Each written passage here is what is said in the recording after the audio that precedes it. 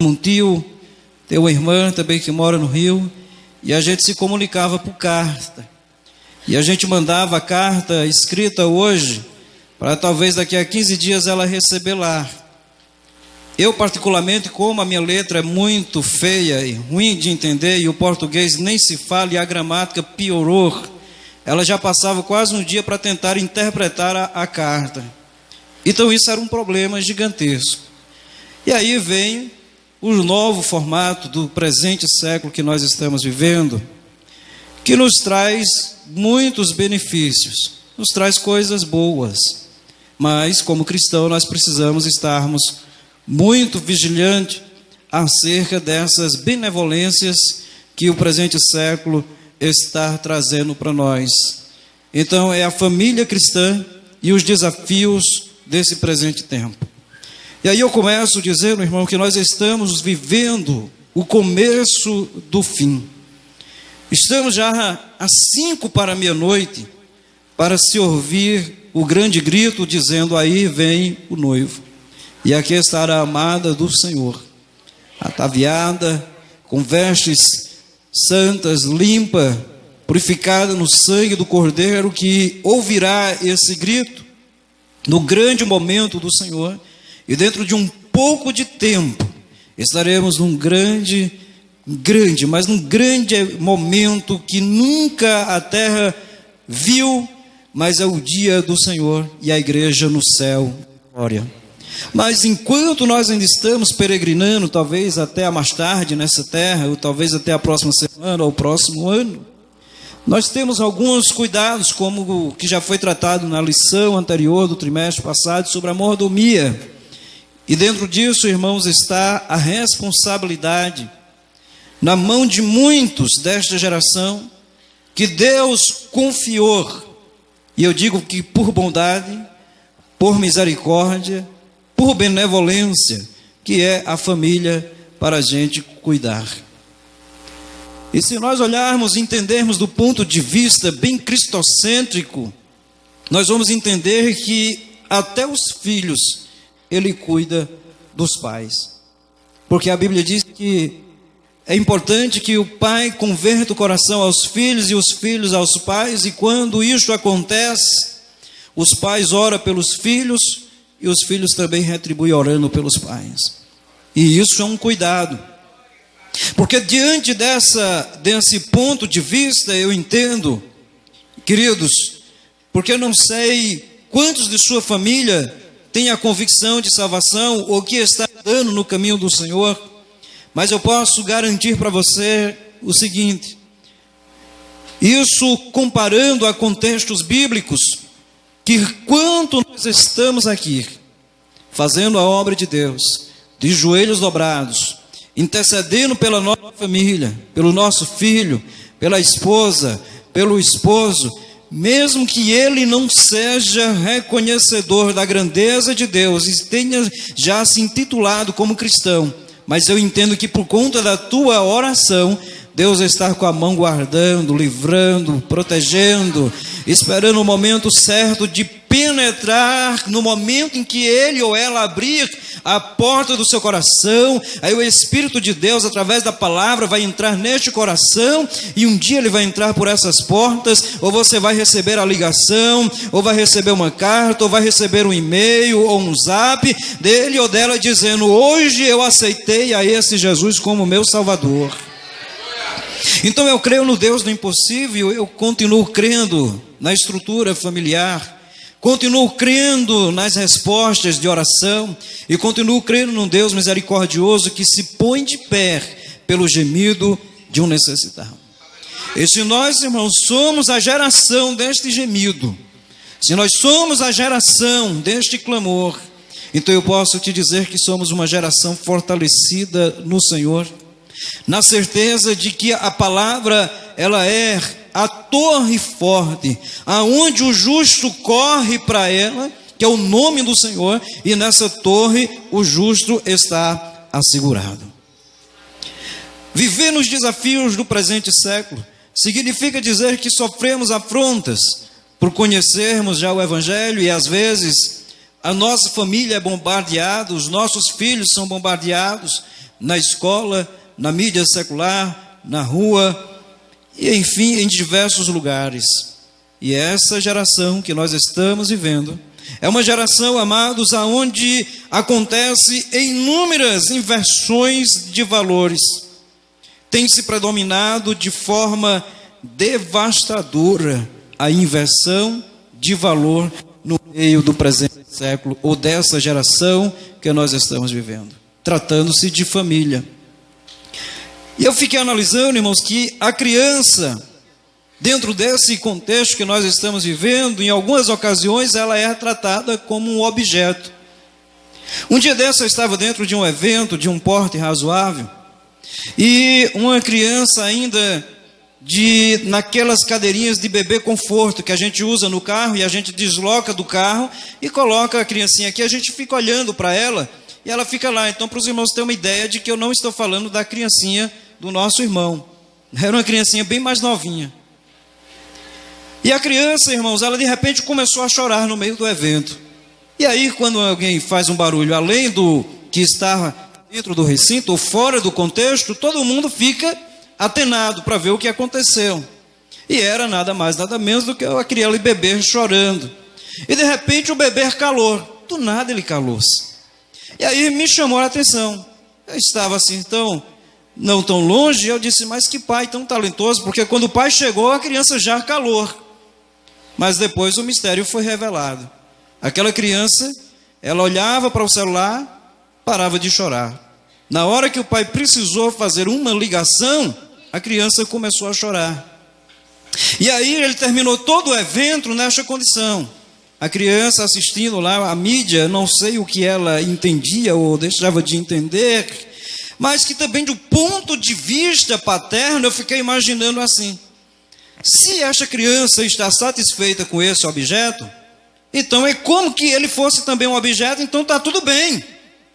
Se ele foi consolado, então está resolvido, não sei o problema de quem, ou da criança, ou do pai que estava incomodado com o barulho que a criança fazia. Nas nossa geração de 80, 90, nós não tínhamos isso, é bem verdade.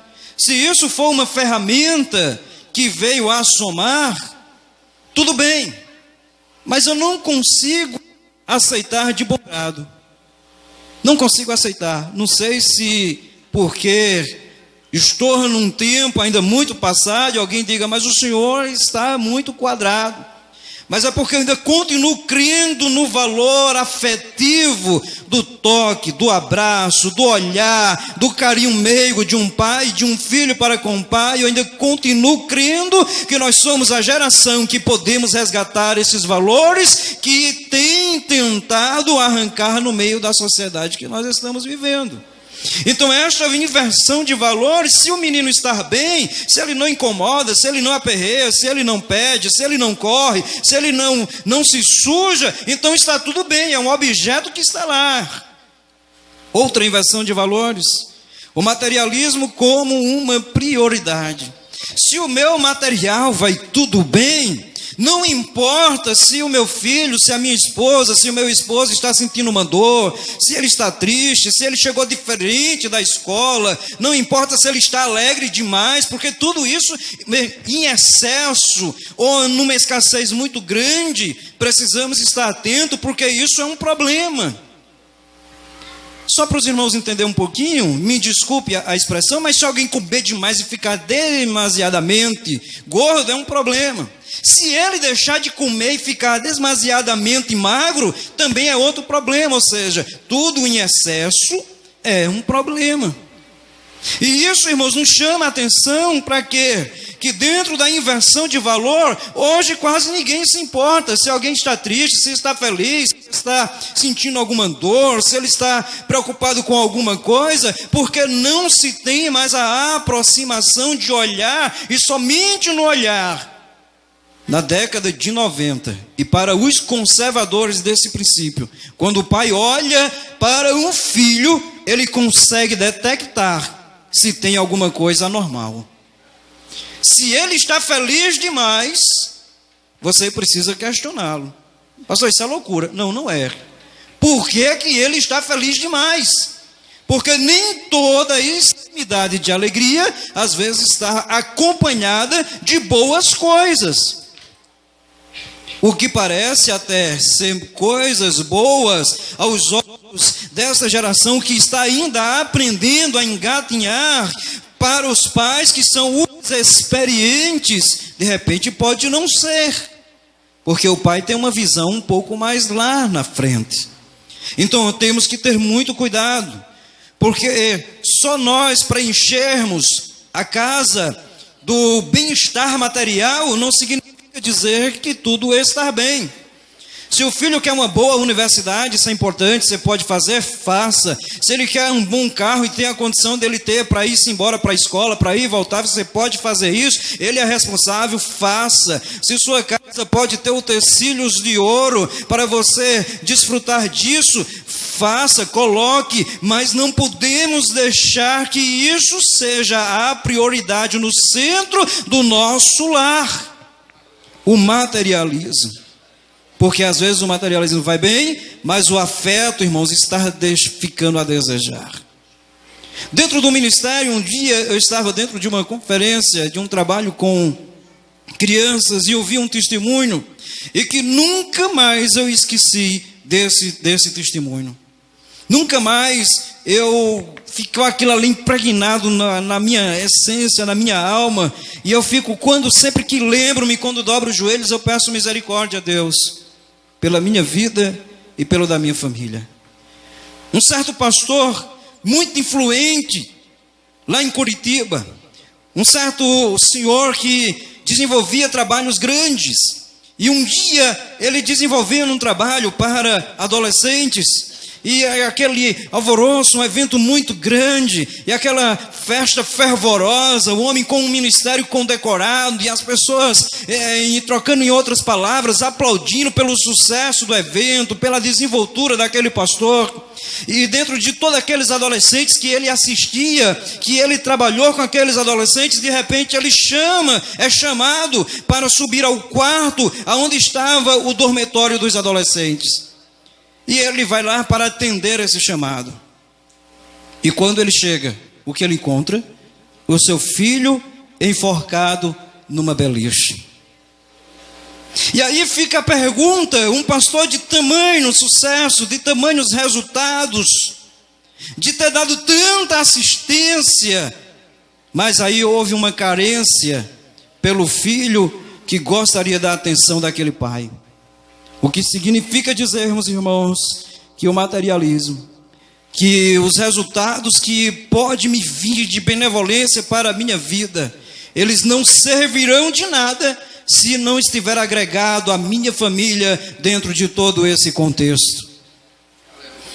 Outra inversão de valor, irmãos, de forma terrível. Às vezes, até o animal da casa, ele é tratado como um bom filho, como se fosse até mais do que um filho. A gente às vezes olha para o animalzinho e ainda chama ele para o colo e diz, vem para o colo do papai, vem brincar com o papai, com a mamãe. E quando o menino chega perto de nós, porque estamos no zap tratando algum problema, ou se divertindo por algum momento, nós dizemos, sai para lá menino, um minuto, deixa de me aperrear. E isso chama-se inversões de valores, que ao decorrer do tempo, se nós não percebermos isso, nós estaremos afastando, levando para longe aquilo que estava tão pertinho de nós. E se nós não cuidarmos, da porta para fora tem quem cuide.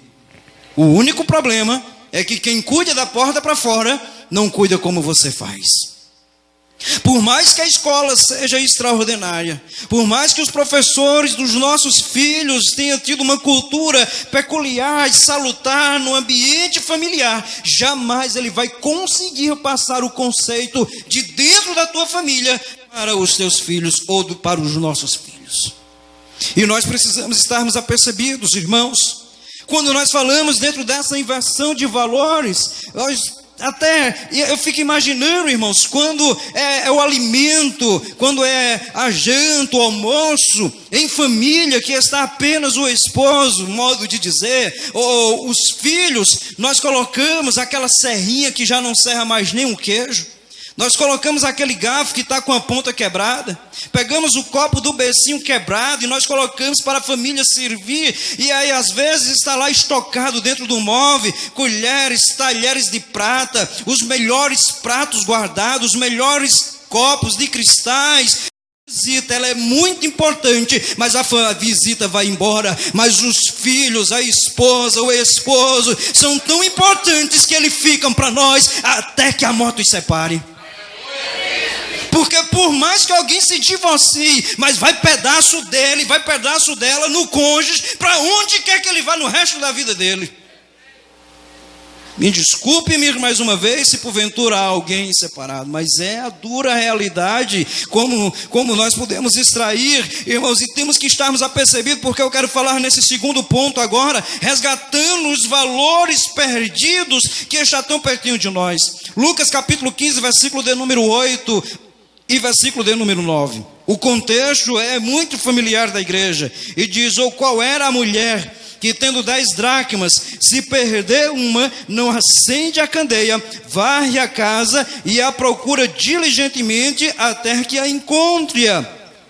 E tendo achado, reúne as amigas, vizinhas, dizendo: alegrai-vos comigo, porque achei a dracma que eu tinha perdido. Tem muita gente, irmão, perdendo valores extraordinários dentro da própria casa. Quando eu falo desse costume nosso, que é bem peculiar, muitas das vezes de muitos, e eu não posso generalizar, porque certamente tem os conscientes desta responsabilidade familiar, que ele pega o melhor que ele tem e traz para a família, e os que vêm nos visitar, compartilha do melhor que eu posso oferecer para a minha família.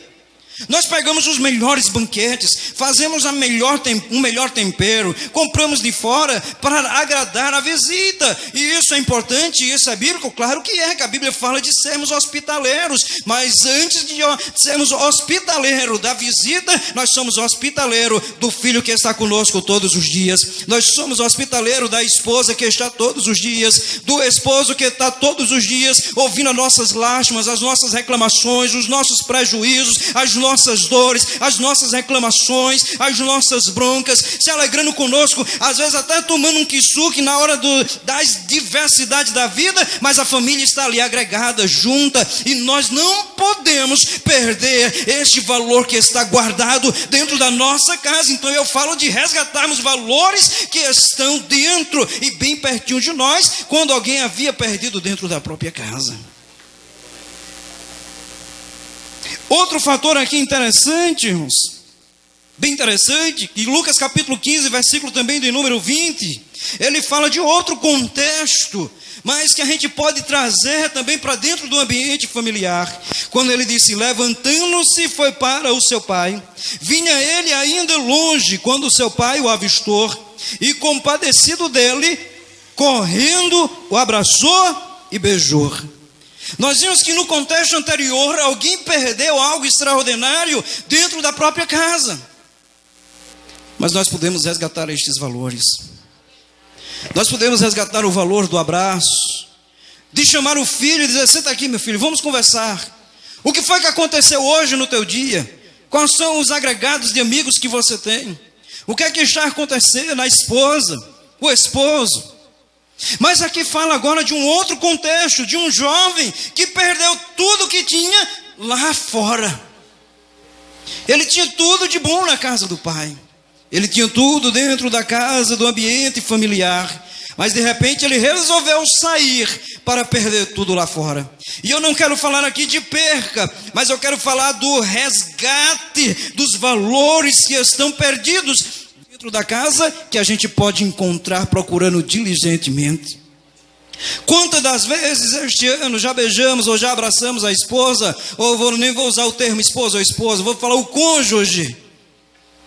Quantas das vezes nós abraçamos este ano o nosso filho e dissemos a ele: eu te amo mais do que o mundo te ama. Mas nós queremos que os nossos filhos estejam sentados nesses bancos duros, ouvindo 1 hora de ministração, 2 horas de culto, um pastor que mede 1,5 metros, e quando não escuta a gente pergunta: você estava alheio?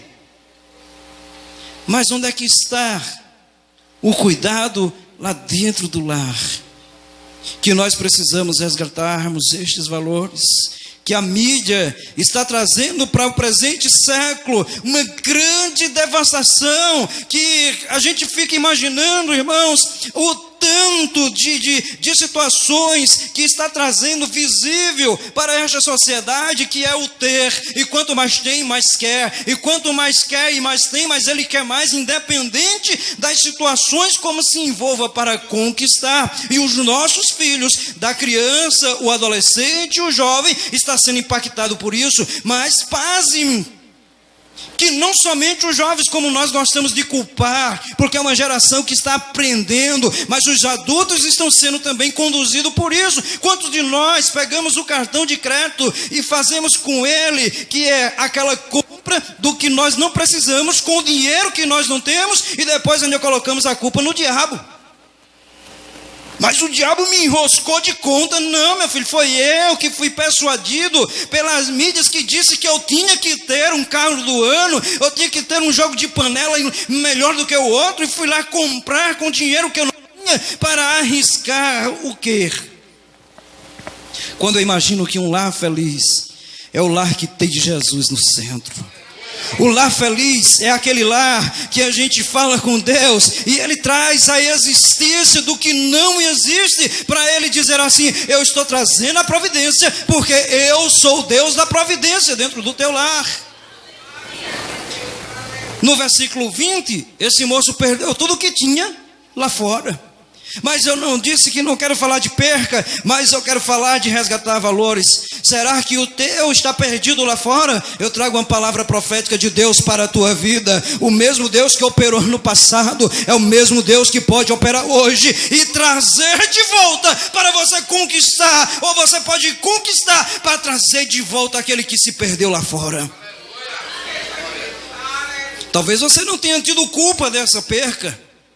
Talvez sim, talvez não sei, mas nós não estamos, vou dizer, para falar de culpado ou de perca, mas eu quero dizer que você pode ser o culpado de fazê-lo encontrar de volta o caminho. Quando você ligar e dizer, me perdoe, ou então você dizer, eu te perdoo, volta para cá, volta para onde tu nunca deveria ter saído, e daí começa o manancial de misericórdia de Deus a iniciar do aquebrantamento de coração, de perdão, e dizendo a este: Deus é o centro de todas as coisas neste lar.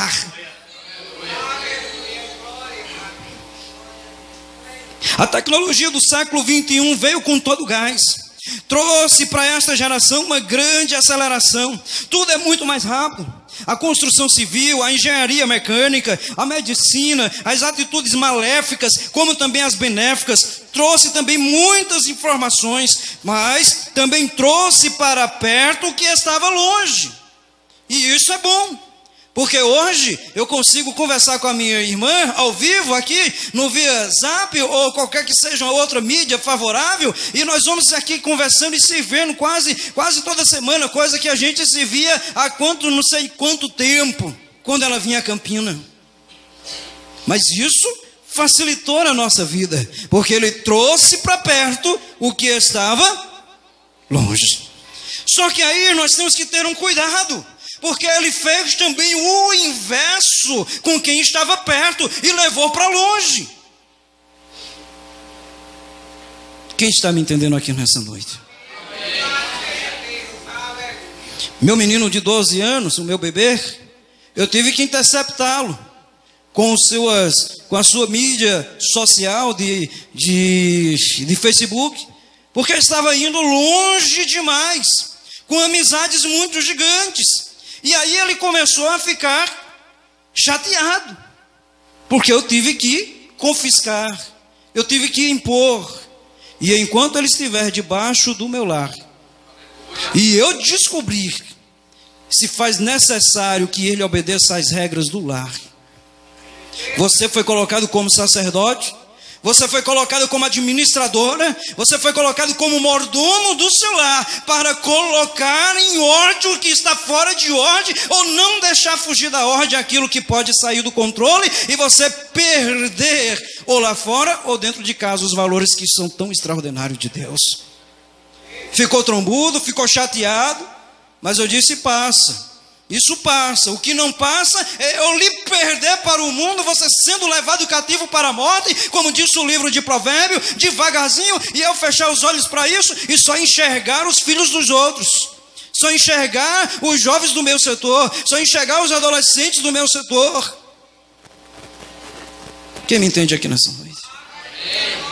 Um dia, uma certa mulher tomando café com seu esposo, e ele dizia: essa mulher vizinha é uma mulher extraordinária, acorda cedo, lava os lençóis, lava as roupas todo dia, mas você já viu como é encardido os lençóis que ela lava, como mal lavada ela faz? Acorda tão cedo a bichinha, mas não sabe lavar um lençol.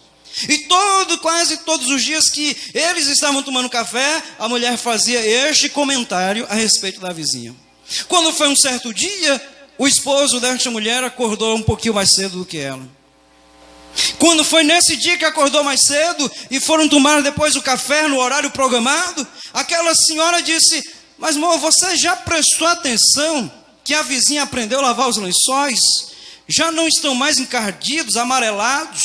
Agora a gente vê nitidamente que está branquinhos. E ele responde bem humildemente para ela: não, amor, eu levantei mais cedo e limpei as vidraças da nossa cozinha.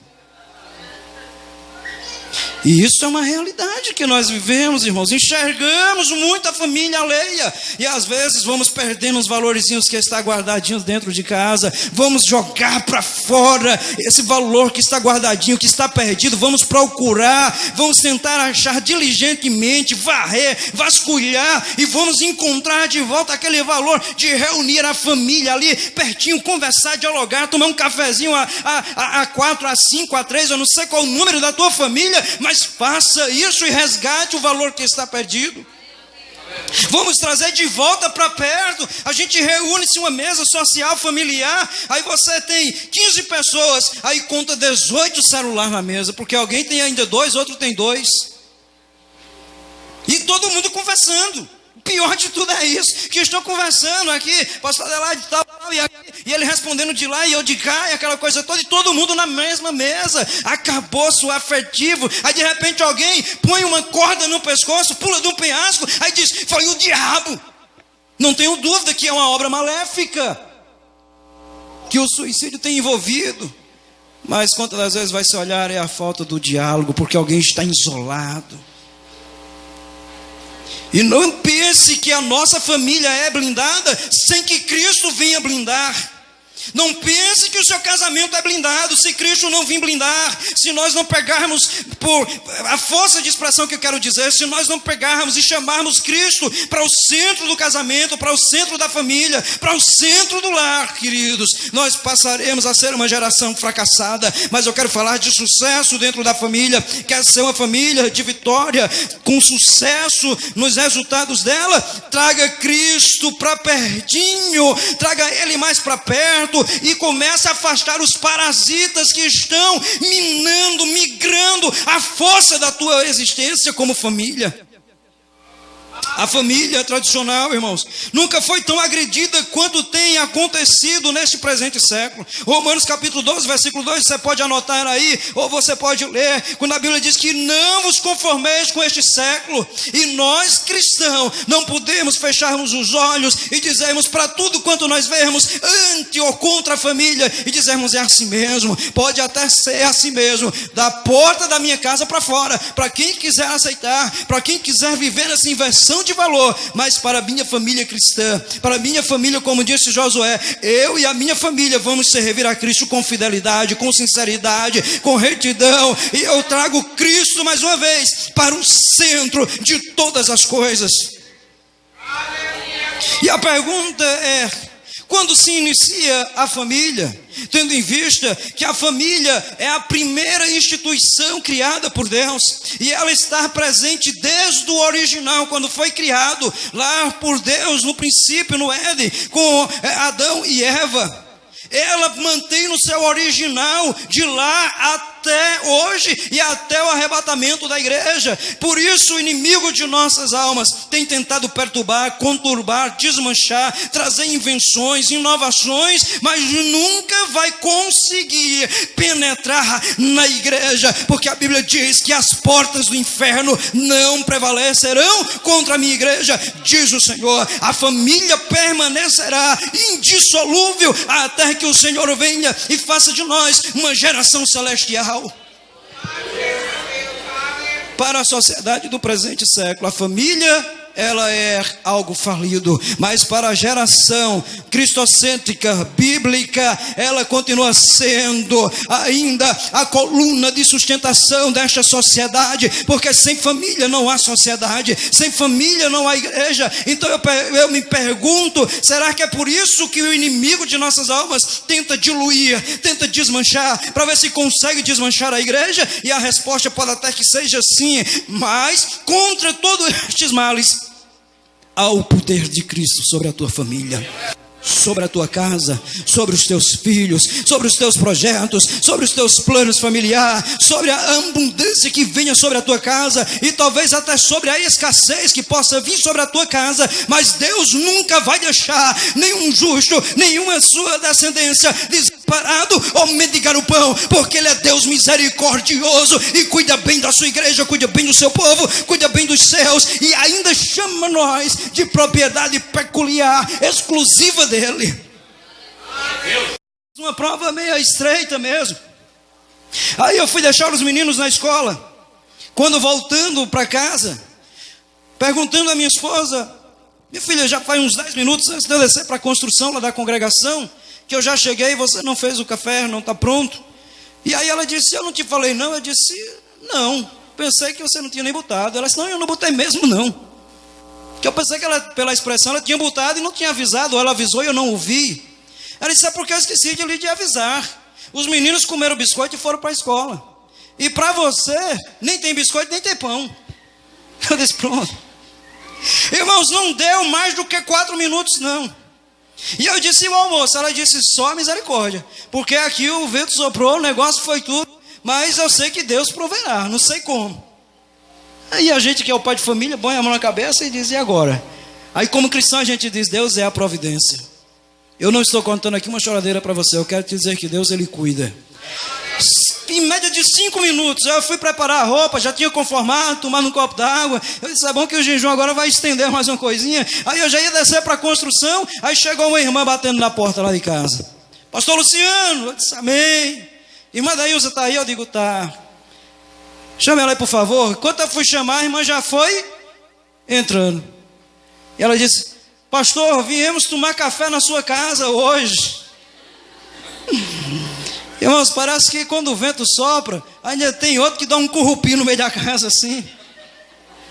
Mas isso é família, irmãos. Os jovens estão rindo aí porque não foi você que estava com a barriga vazia, a visita na porta. Mas família é isso. Por isso que Paulo traz um conselho para os solteiros em 1 Coríntios 7:8, não dá tempo para a gente detalhar, mas ele disse aos solteiros: não casem, vá fazer a obra de Deus, seja titi, vá cuidar de um cachorrinho, mas cuidando da obra, e viva a vida solteiro. Foi um conselho sábio. Mas também ele disse que em 1 Coríntios 7:9, se é de viver de uma vida de prostituição desmantelada, então case. São conselhos sábios. Depois que casar, aí ele disse aos casados: não separe. 3 conselhos que a gente não pode viver fora dele. E para completar ainda, em Malaquias, no original, capítulo 2, versículo 16, a parte A, ele disse: porque Deus odeia o divórcio. Então é regra, é até que a morte os separe. Não, mas pastor, vai perder um dente. E daí? Mas perdeu o cabelo, igual o senhor. E daí? Foi com ele, foi com ela que você escolheu casar. Mas agora está mancando de uma perna, igual eu estou com uma dor na coluna. Eu disse: mas minha filha, você vai me levar nos braços. Mas é até que a morte os separe. Aí voltando para o testemunho, para a gente encerrar, até minha esposa disse: toda vez que você diz que vai encerrar, prega mais meia hora. Mas eu vou encerrar dentro da programação, não se preocupe não. Aí o que é que acontece? Aí aquela irmã toda feliz para tomar o café com seu esposo lá em casa. E eu fiquei pensando: meu Deus, e agora? Esse é o primeiro passo. A gente chama para uma oração, porque aí a gente já envolve todo mundo no remanto.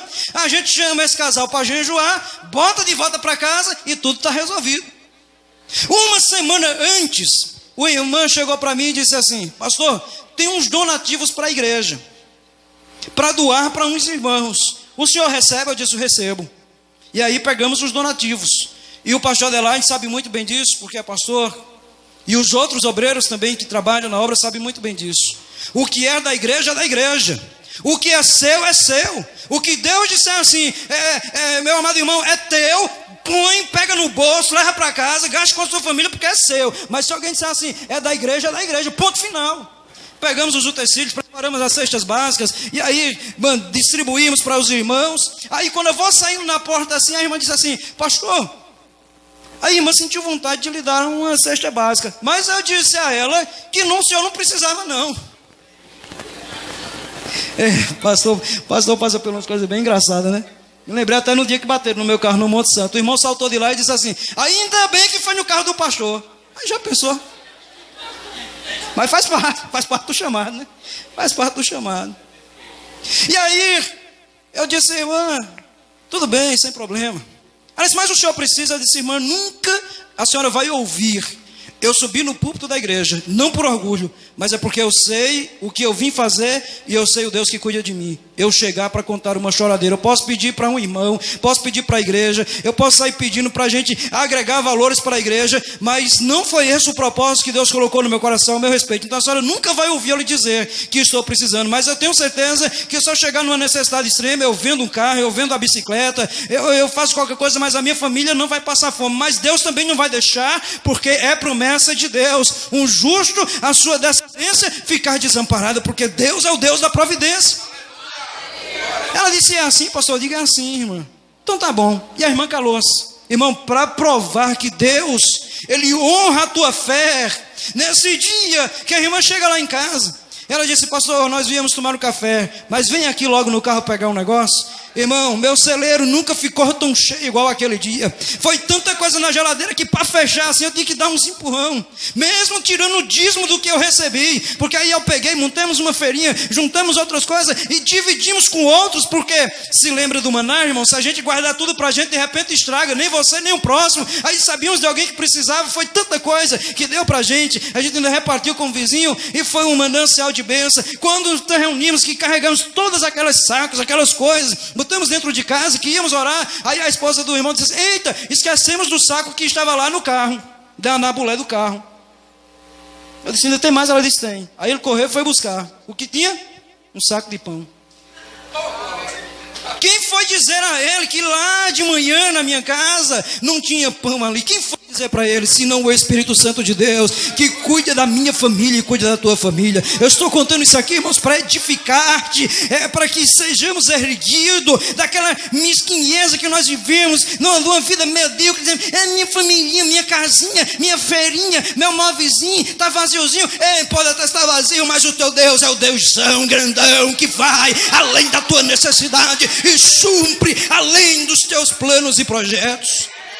Quer que eu te diga mais? Quando o irmão vai saindo, aí ele colocou a mão no bolso e disse: pastor, não posso ir embora sem antes lhe dar um dinheiro para colocar um combustível no seu carro. Quem disse a ele que a luz da reserva já tinha acendido e estava piscando e não dava para ir buscar mais nenhum menino na escola? Quem foi contar para ele? Mas é o Deus que cuida da minha família e cuida da tua família. Eu chamo isso de uma esperança sem limite. É saber que Deus cuida, mesmo no caos, mesmo nas adversidades, mas continue sendo fiel a esse Deus, porque Ele é o Deus da providência. Não murmure, não reclame, não amaldiçoe, não jogue culpa de falta alguma a Deus, porque é Deus que dá, é Deus que tira, é Deus que coloca na prova, é Deus que traz de volta para provar que Ele continua sendo Deus na tua vida. Aí, irmãos, completinho, até o queijo de manteiga, porque eu não como queijo de coalho, é uma questão minha, pessoal, até porque me ofende, mas até o queijo veio de manteiga. Quem foi falar para eles? Aí participamos o dia ali, foi uma bênção, um almoço maravilhoso, pão à vontade, com queijo de manteiga, aquela coisa. Aí alguém diz assim: mas você, pastor, é bom demais. Vai ter o carro batido, né? Vai ter esses sustozinhos de manhã, e entre outras coisas mais, mas também não é ruim. Mas essa bênção não é porque veio para o pastor, essa bênção é porque veio, antes do pastor, veio para um servo do Senhor. E vem para a tua casa também. Vem para os teus também. Ah, mas eu sou a ovelha. É por isso que vem, porque você é ovelha. Para a bode não vem. Vem porque para você é ovelha. E Deus cuida direitinho da ovelha. Deitar e estar em vez de despacho e tomar das águas tranquilas que o Senhor preparou. Mesmo estando no meio de um caos, de um tumulto. Mas você está dizendo assim: Deus é a minha torre forte. E para essa torre eu sou o justo que corro para ela e estarei seguro.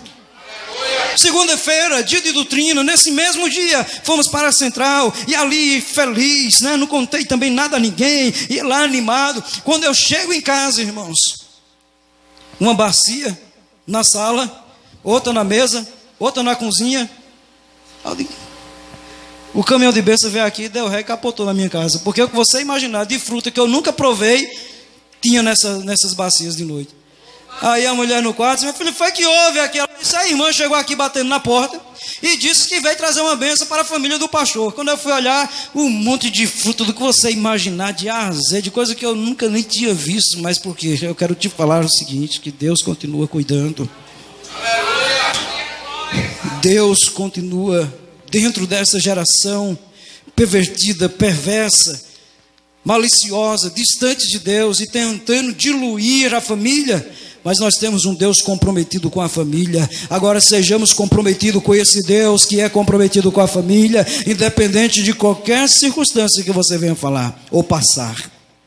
Que Deus continue vos abençoando, queridos. Não dá para estender mais, até porque foi até aqui que Deus nos concedera. Mas eu quero agradecer aos irmãos que nos convidaram, pastor Adelaide, que nos confiaram o púlpito da sua igreja.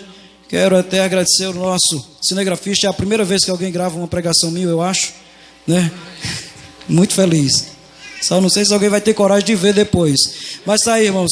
Esteja orando por nós. Ora ali pelo setor 1, né? Esteja orando pela a família um dos outros. E eu tenho certeza que a tua vida nunca mais será a mesma para a glória de Deus. Muito obrigado. Que Deus continue vos abençoando.